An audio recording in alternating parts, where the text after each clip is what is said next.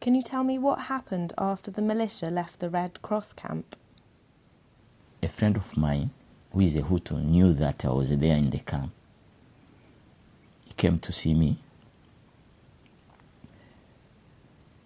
because he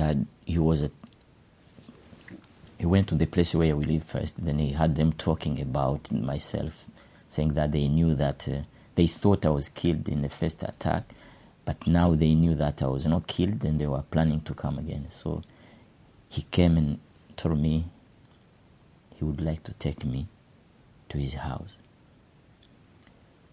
But it was a gamble because every place, every 100 meters there were barriers, then they will stop you and kill you. I told him it's difficult. And how are you going to do? I have a family. How are you? Then he advised me, told me, they are looking for you. If you're not there, no one will touch your family, and we will arrange for them as well. But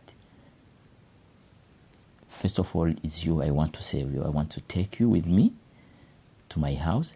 Then I will plan for the family as well. It wasn't a long journey from there. It was about 5-minute walk, but it seemed like a really, really long journey. Then he stayed with me around 6 when it started getting dark and it was heavily raining. Then he told me this is a good time to sneak out and go. I went to explain that to my wife, and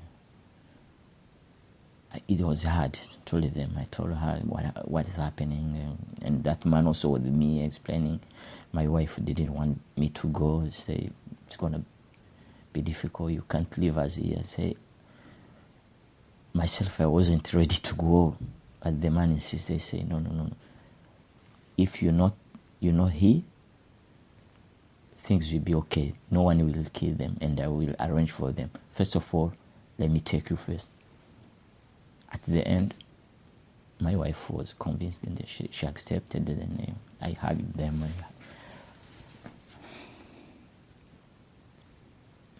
I hugged my daughter as well. Then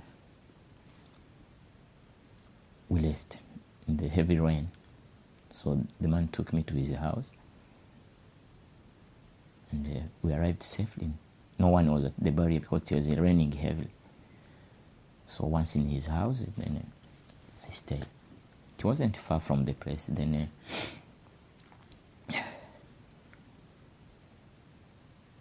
I stayed that night, and he went to see some of his friends to help them to go and rescue my wife and my daughter.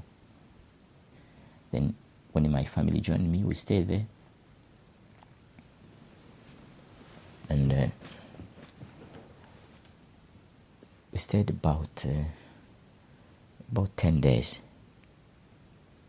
But we were hiding under the beds and everywhere when some people came in the house. So we didn't want it. We can't show up. So after 10 days, and everyone believed I was killed and no one looking for me,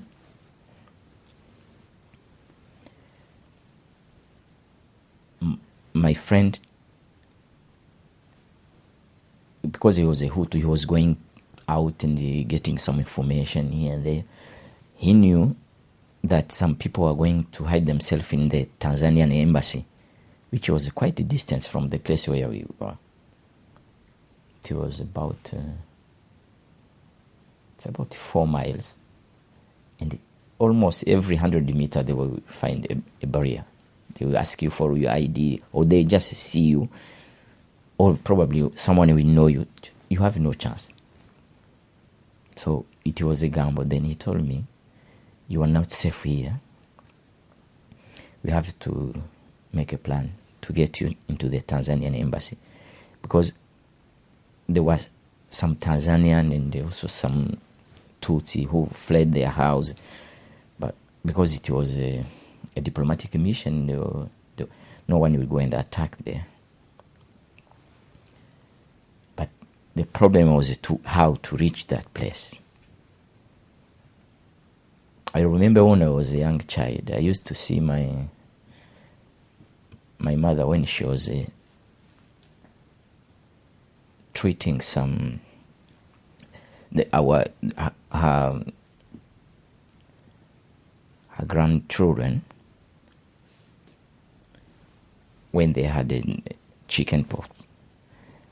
She used to prepare something like a porridge with the millet flour, then rub them on their face and the skin. I don't know if it is effective, but it was effective sometimes for treatment. Then we planned with my friend, say, that's what we're going to do with my daughter. We rubbed her face with the...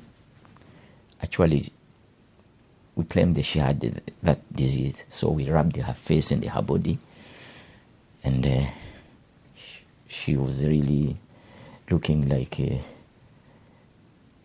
The image was terrible. It looks like someone very ill.